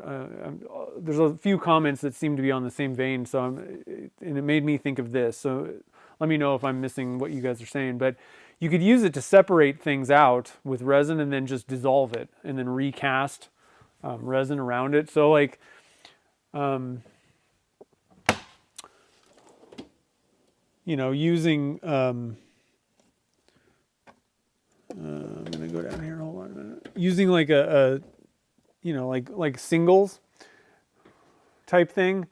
You could use it, and I'm thinking like you could use like, you know, a little square piece of it, but then like maybe drill out the center so that you could pour like one color of resin and then dissolve. But the biggest thing is though, you want the blank to be held together. That's why I'm talking about drilling a hole in the middle of a bunch of little styrofoam square things. So your first color could, you know, have these little styrofoam areas where there's no, let's say you poured blue first, right? But you had little styrofoam little sections. You could pour the blue, but you know, through the center of those little styrofoam bits, the blue would flow through, but it would separate out, you know, without causing damage. That was the biggest thing that I didn't know, if the resin was itself, when you cast it and it cured, if it would like melt or do something to the styrofoam, and it doesn't seem like it did. One thing to note, I used Alumilite Clear Slow, which doesn't reach as high a temperature, plus we did a very small amount of resin. So like the amount of heat that the resin generated was pretty low in this case. If you're using like an epoxy, like liquid diamonds, or probably even Amazing Clear Cast, which I have right there, or just the regular Alumilite Clear, those reach a higher temperature when they're curing, and I'm pretty sure you can like melt styrofoam at a certain temperature. So, you know, you may get some deforming and things going on. I don't know that it would just not be affected by the curing process at all. But I think that under the right circumstances, it could just sit there and not cause any issues. Then once that blank, which would have kind of like, you know, you'd have like a square chunk and then like a round bit connecting the next square chunk of that first color, the blue is what I was, you know, for this example. Then you just melt all that styrofoam away and then recast that thing, and you could pour something else. Now, I'm actually thinking, you know, I always have problems casting blue and yellow. I think we might have to try this. That would be a pretty simple way to go. Now, I would prefer casting, excuse me, casting round, but, you know, the other way to do that, you know, which may be kind of simpler in a sense, is to just cast a square blank and then cut little channels out. You know, You could do that too. Metal into termite nests and cast them. Yeah. Maybe do that in resin. Cut into the blanks. Yeah.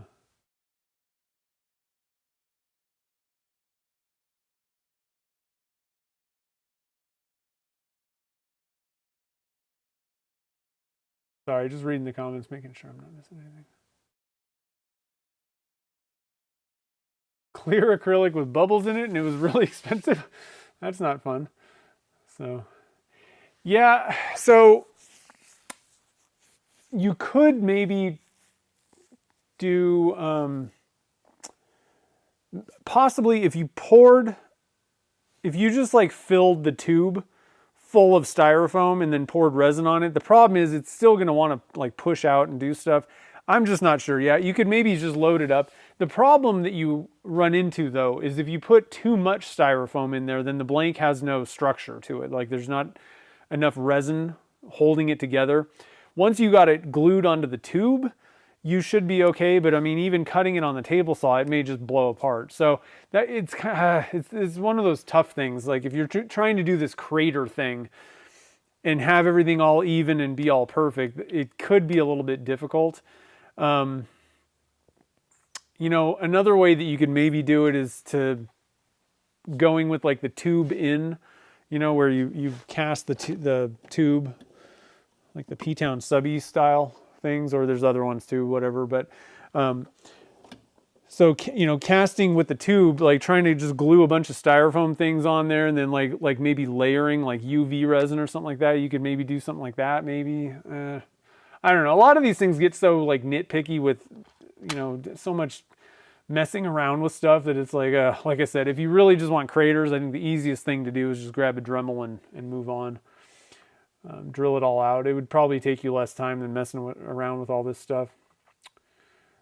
So let's see. So I think that's about it, guys. I'm very excited about this blank.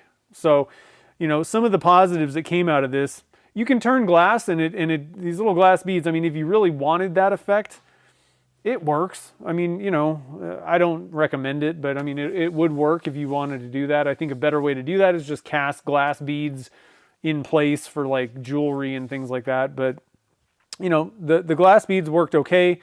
I don't think it's worth messing with, but the color combination on this blank is pretty killer. So those will be going into the pen blank box this month. Styrofoam balls, you know, styrofoam has some interesting applications to it. And I think that, are there things that I really care that much about to use it with? I don't know. I don't know. Sometimes it might not really be worth it, but I'm hoping that, you know, understanding that you can dissolve that stuff down the road, like later on, after you've cast it, could give other people some ideas. I mean, you know, you could even use like a laser engraver instead of doing like round or whatever.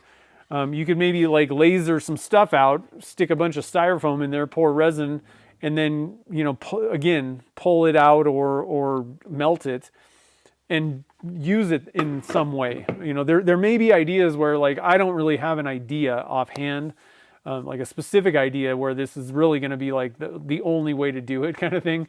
But, you know, hopefully it'll help somebody else think of something that you could do. So anyway.